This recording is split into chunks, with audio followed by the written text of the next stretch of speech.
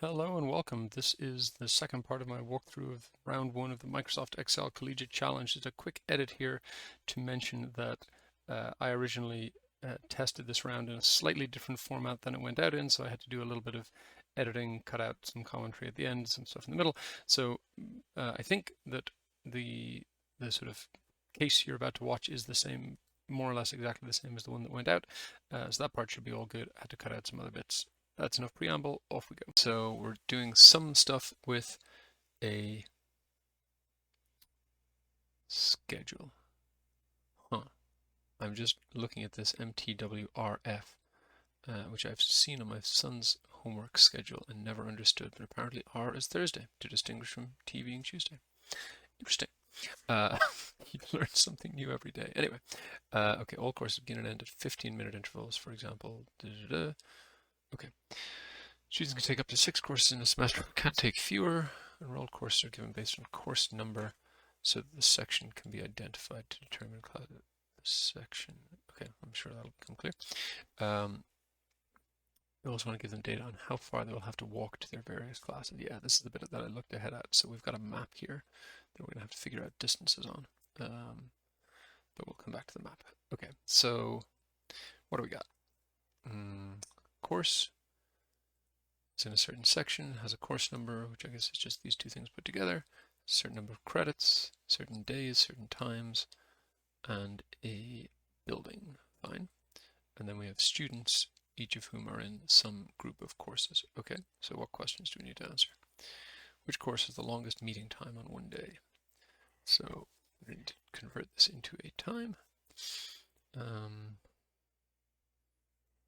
Feeling there's a time value function? There is. So let's try this. Time value of text before of this space. Will that work? Time. That works. Beautiful. Okay. So then I should be able to do the same thing for text after. Comma -1.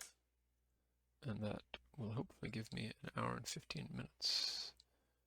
And it does. So then I guess I'll just take all that, multiply by 24 to turn it into hours.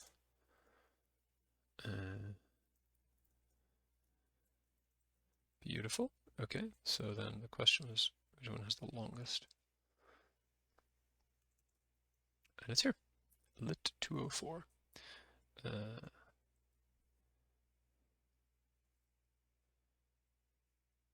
Okay. How many courses are longer than 60 minutes? Count each course only once, regardless of how many times it meets during a week. Sure. So, just these. So there are 10 of them. Which day of the week has the most course sessions? Okay, so let's just put it up here. It's out of the way. Tuesday, Wednesday, Thursday, and Friday. So to figure out the number of times these occur, I'm just going to say rows of filter of this, where is number search for this in this.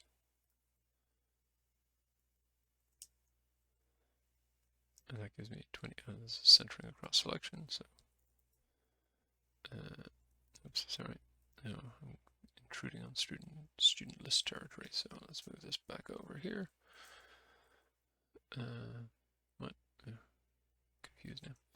Okay, so that's the 22. And oh, sorry, yeah, I got a lock. So lock that and lock that. I guess you didn't even really need to filter and count the rows. You could just do a count if. Slightly unsatisfied that I didn't do that. Now I think I'm just going to redo it with a count if. So 22, 17, 21. Let's just make sure that it does in fact give the same answer, but I'm pretty sure it will. So count ifs this is star and this stuff and star. In other words, contains that. And it does give the same answer. So what's the question? Which day of the week has the most sessions? And the answer is Monday. It has 22. Okay. M. Fine. Okay. Of classes that have multiple sections, how many total sections are there? What is classes that have multiple, oh, got it. Okay, so we can say count ifs this on this. So more than one. Total sections is 17. How many hours are taught during the busiest day of the week? The day with the most hours taught. Okay. So I'm just going to throw in another row here.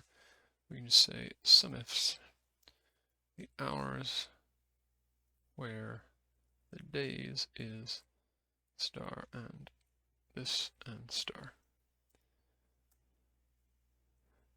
And the max of that is 150. So wait, 100, no, that's 15.75. The max is 20 on a Monday. How many hours are taught? So that's, okay, 20. Good. Over a week, how many hours are taught in the least busy building? Okay. So I guess, so sorry, I should label the stuff that I add. So, oops, num days. Hold on to that number. Oh, sorry. Yeah.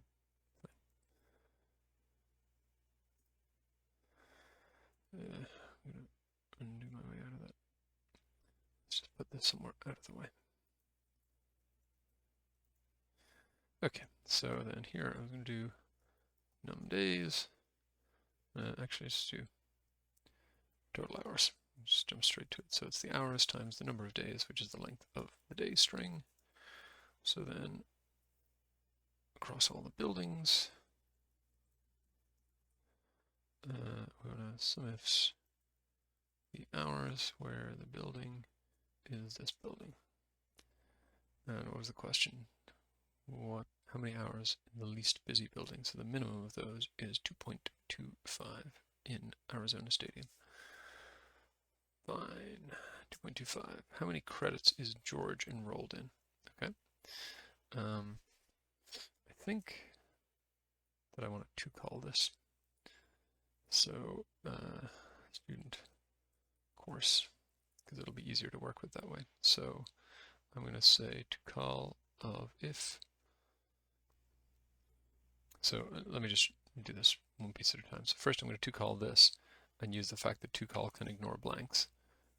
So ignore blanks, and that'll unravel to 60. Yeah, fine, because there's 12 students by 6 is 72. Total spaces, 12 of them are blank, fine. And then here, first I'm just going to say if this equals blank, then blank, otherwise student. And that'll give me the students repeated the same way. And then I'm going to wrap that in call and tell it to ignore blanks. I don't think this will work because they're not blanks, they're empty strings. So what I can do instead is say otherwise give me NA, which will be an error, and then tell call instead of ignoring blanks, ignore errors. And now these will all match up nicely. Okay, so then the question was credits, and the answer to that is going to be look up this in here. There we go. And the question is, how many credits is George enrolled in? The answer is 21. Okay, how many class sessions does Mersana have during the week? See, I should have put in the number of sessions somewhere. So sessions.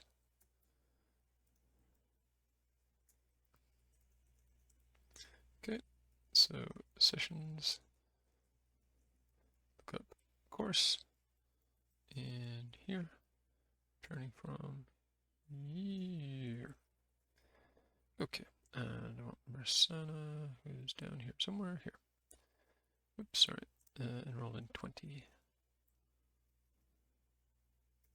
Okay, how many total hours of class time, not credits, are the students enrolled in? Okay, so hours going to be same as this, but just shift it over to the total hours. And that comes to 162.25. Okay, next question.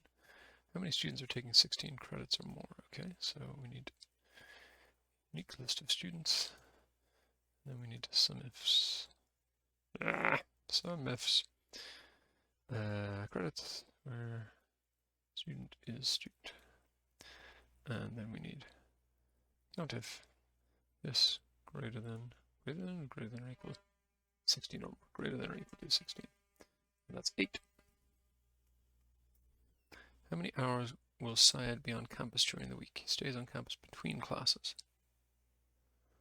Ooh, that's a little trickier. Okay, so I guess I need, rather than just the way I set it up before, I'm going to need a start time and an end time. Start, end. I'm also going to make this a data table because it'll make it a lot easier. Should have done that at the start, but it'll make it a lot easier to refer to all of these columns without needing to figure everything out as I go. So I'll just do exactly what I did before, which is time value of this is going to be the end time, and make these times, and practically the same thing here, but text P4, and drop the -1. Okay. So I guess I need start, end. That's going to be XLOOKUP. This in, no, I should give it a name really. Let's call it T for ease of reference.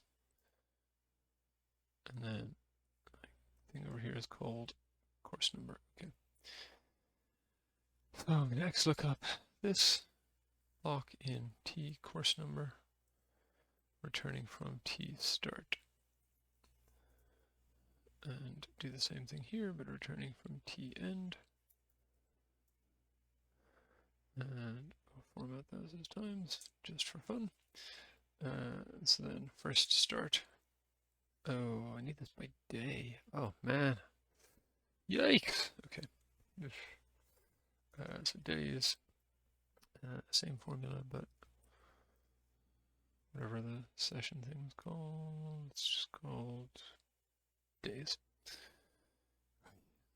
It's getting complicated.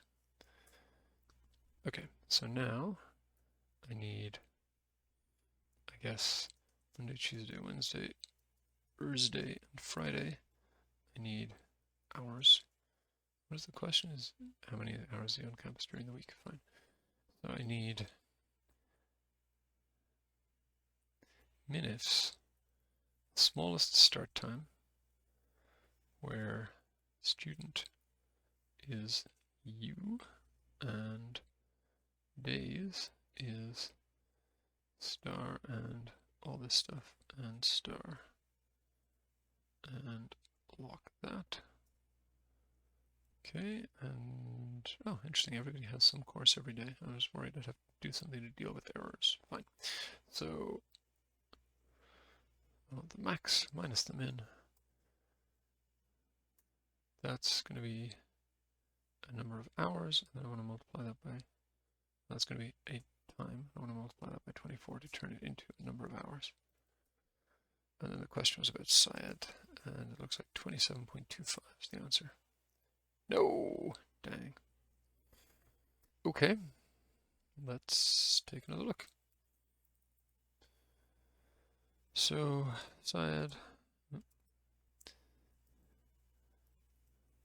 So let's just start with Monday, for example. His first start is at 10 a.m. and his last finish at 6:45 p.m. So he's in for 8 hours 45 minutes. Is that what I get for Syed for Monday? No, I get 8 hours. But why? Okay, so start with the max. Syed finishing at 8. Ah, shoot, because I took the maximum start time minus the minimum start time. I'm supposed to, of course, take maximum end time minus the minimum start time for this to make any sense at all. Okay, so now Syed is 8.75. Wait, what? Sorry, whole week. 31. Okay, how many hours are there between the end of the first and the start of the second class on Tuesday for Ali? Okay, I think I'm just going to do this one manually. FAT contains Tuesday. So first class ends 10:45, second class starts at 12:30. So that is 1 hour and 45 minutes, which is 1.75 hours. How many students have at least one course conflict?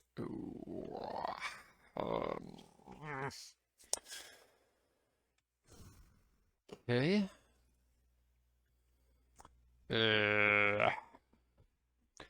How am I going to efficiently identify a course conflict?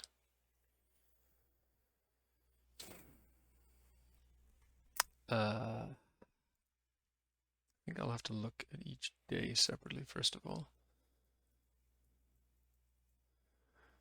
So conflict, question mark. So how would we say it? We would say count ifs, where this is, so how many rows have the same student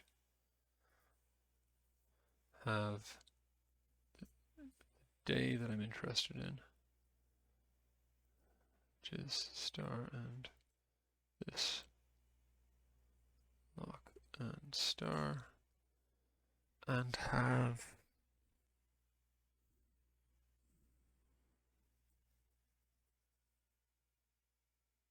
this is not going to work.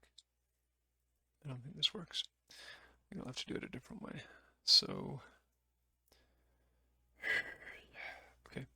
So here's my list of students. Here's my list of days. This, I don't know if this is a smart way to do it, but I have at least a way to do it. So I'm going to filter. I guess I'll filter the start and end times to student lock equals that lock times is number search this lock in here lock.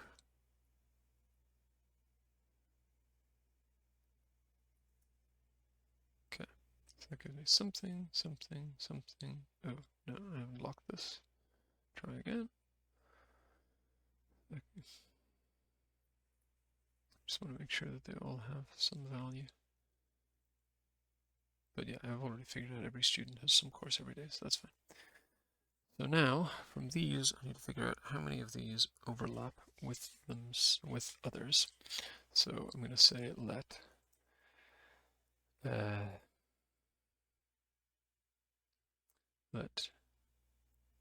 T be that ST start times be take from T column 1, ED end times be take from T column -1, so the last column.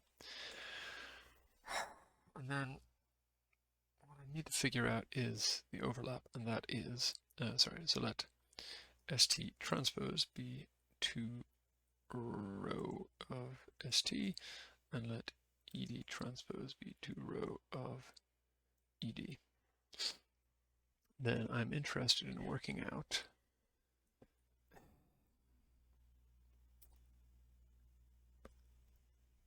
this is so annoying because I can't use min. So what I want to figure out is for any given pair, the idea is I'm setting up start time, end time here, and I'm setting up start time, end time here, and at any intersection I want to figure out is this an overlap, and then whether the number of overlaps is, there should be, every course intersecting itself should be 1, and then the question is, are there any more than that? So the way that I would normally do this is, you know, the min of the ends minus the max of the starts. But here we can't use min or max, and we need to take the max of that and 0. So if, so I want the, what am I saying? I want the smaller of the end times minus the bigger of the start times. So if ED is greater than EDT, then give me EDT, otherwise give me ED. That's the smaller of the end times, minus if ST is greater than STT, then STT, otherwise ST. So this, I'll just call this diff, and then I want if diff, oh, yeah, let's just return diff and take a quick look at it. This is showing lots of overlaps. That's not good. Oh, okay, well, first things first, sorry. Yeah, you're doing this wrong.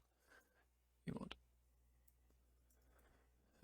the bigger of these times. Okay, so now most of these are negative. That's what I was hoping for. Diff greater than 0 will be true only, no, not only on the diagonal. So George seems to have a conflict between his last two classes on a Monday. Is that right? Wow. Yes, it is. This one runs until 11:45. This one starts at 11:30 on a Monday. Good.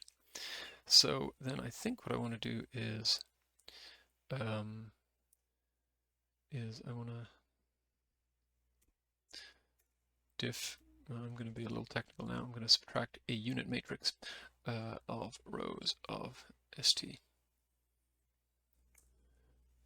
Oops, no, sorry. I want diff greater than 0 minus that. And so that's basically what that's doing is the unit matrix is the one that has just ones down the main diagonal. So that's cancelling out everything intersecting with itself. And then this is left. And so if the sum of those is greater than 0, there's a conflict. Oh my gosh, this is an incredibly complicated formula. I'm sure there's a better way to do it, but whatever. Okay, so George has a conflict on Monday, is what that says. And a bunch of conflicts on Tuesday, apparently. Let's take a quick look at that.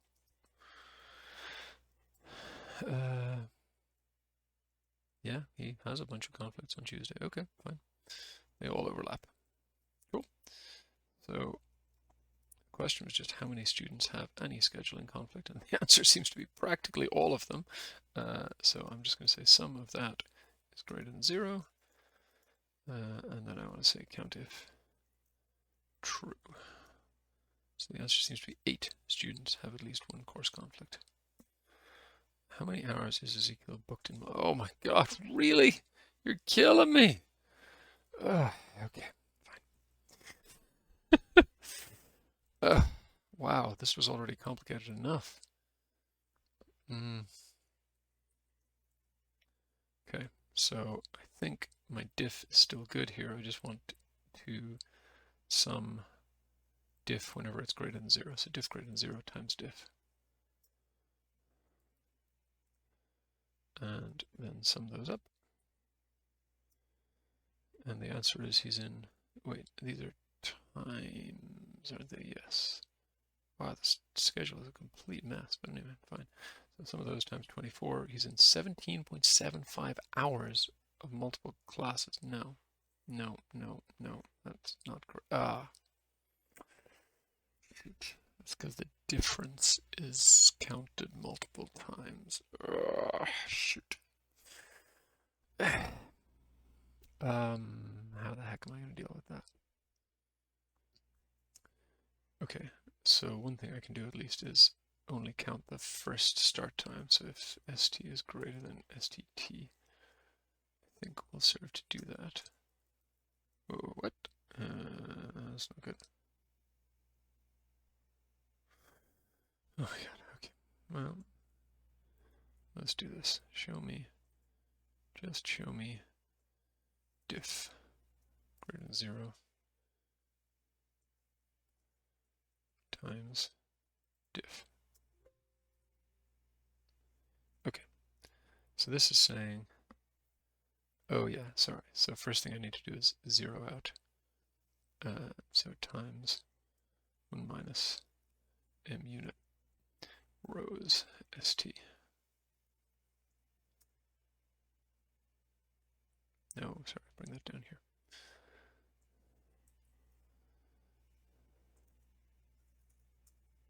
Okay, so that zeroes those out. And then should be able to say times st greater than stt. That should give me just one. No, what? What? That makes no sense. I'm zeroing it out. Oh, yes, sorry, that's because I have this inside that bracket. So do that. No, you don't like that. Okay. What? Try try greater than or equal to. That puts them both back. Urgh, this is so annoying. It's taking me forever. Okay, I think the answer is I can just sum this and divide by 2. Because they'll each overlap will be counted twice. Oh no, it won't even work for that, will it? Because the person who had a triple booking, I guess, does Ezekiel ever have a triple booking is a fair question to ask. And the answer is no, he doesn't. He only ever has a double booking. So fine. Oh, yikes. So I can sum this and divide it by 2.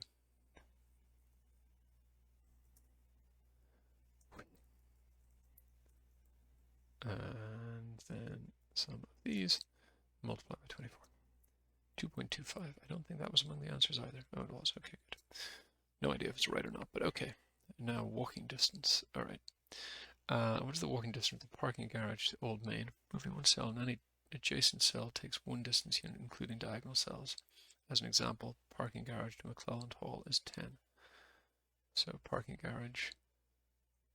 I think the rule said you can't walk around the black door of the parking garage, the black door of each building, 1 unit of movement in any direction, including diagonal. Can't walk through buildings, so you have to go around them. So 10 units, let's just count. So we'll come out 1 diagonally, 2, 3, 4, 5, 6, 7, 8, 9, and 10 diagonally in. Okay, fine. So what are the questions that I need to answer?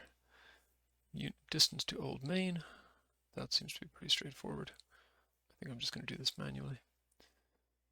So that's 1, 2, 3, 4, 5, 6, 7, 8, 9.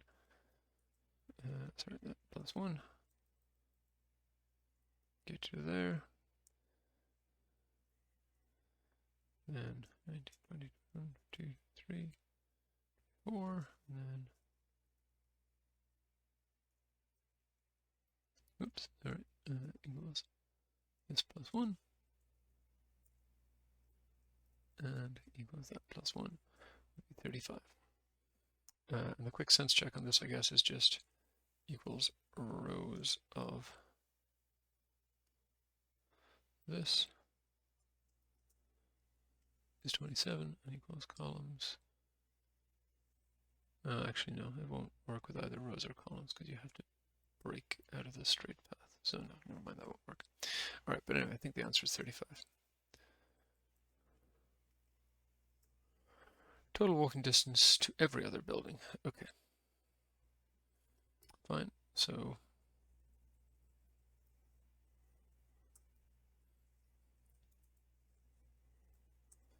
okay. Then coming over here, boom, equals this plus 1.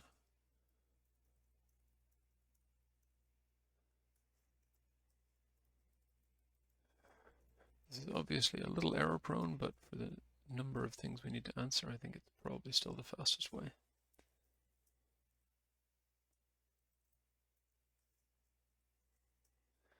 Okay, where else do we need to get to? Down now here, it's not trivial to know which direction is better, so let's just try them both to be sure.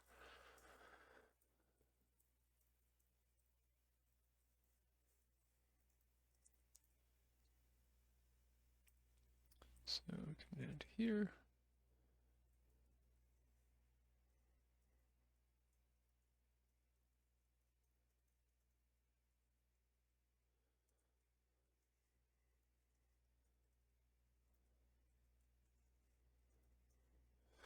Or you can come this way. And that's definitely going to be slower, right? Because you're already at 53. Yep, that's definitely going to be slower. Okay. So then, next one up, getting to here. What is the fastest way? Well, first of all, you probably want to take the acrosses from here. So you've already made it to there, so carry on down. And then, I would say equals this plus 1.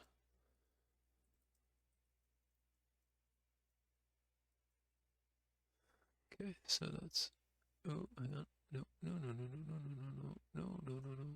There we go. Okay, that gets you to 69, and could you do better by coming from here? Let's see, that's 49. Not even close. Okay, simple. Then on down to here, same idea.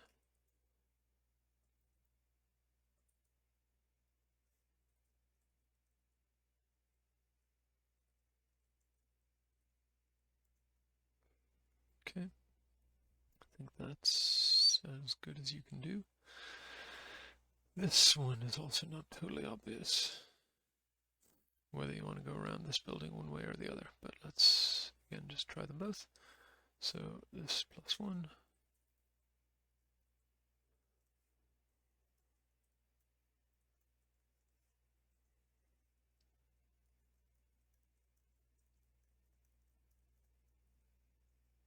Oops. Okay.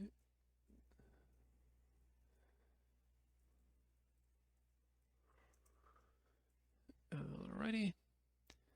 Or you could conceivably go around this way, so come from here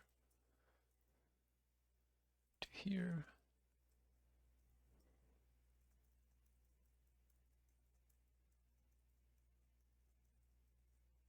Oops.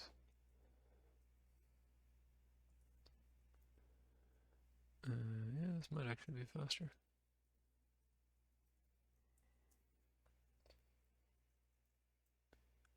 Okay, and then this +1. It is very slightly faster. Okay, cool. That's not the best route. And anything else where there's ambiguity? I don't think so. So we got 1, 2, 3, 4, 5, 6, 7, 8. Is 8 the right number? To say to every other building, it does not say all 8 other buildings. Let's just check. I do have a list of unique buildings here. Are there 8? There are. Okay, so some of those 8 numbers is 428. Odds of this being right first time? Whew, it's among the answers. That's a start. What percentage of the map is covered by buildings, include the doors to the buildings, black cells, and the parking garage? Okay, so this is like a count by color thing. I'm gonna call it map 2, and we'll delete all the values. And I think I'm just going to find and replace format, choose format from cell, replace this format with a 1. Couldn't find any, seriously? Now I'm not convinced that you're really trying. What? Is this a conditional formatting? No, it's not. So what the... Oh, wait, maybe I need to select a range? I'm not sure. And down and down.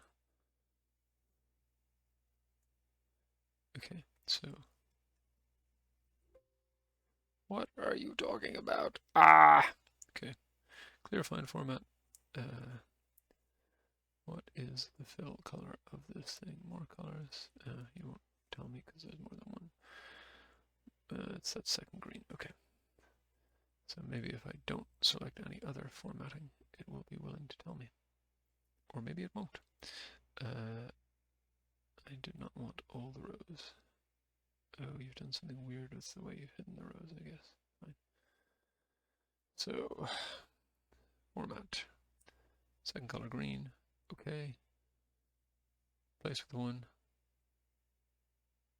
This time it's maybe working. Very slowly. Yes.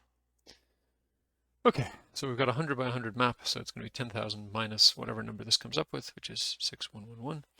So it's going to be 10 to the 4 minus the sum of that, whatever 6111 is 3889. Oh, what percentage?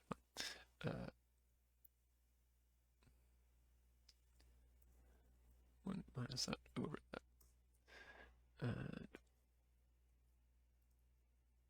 And that's what, 38.89. Okay.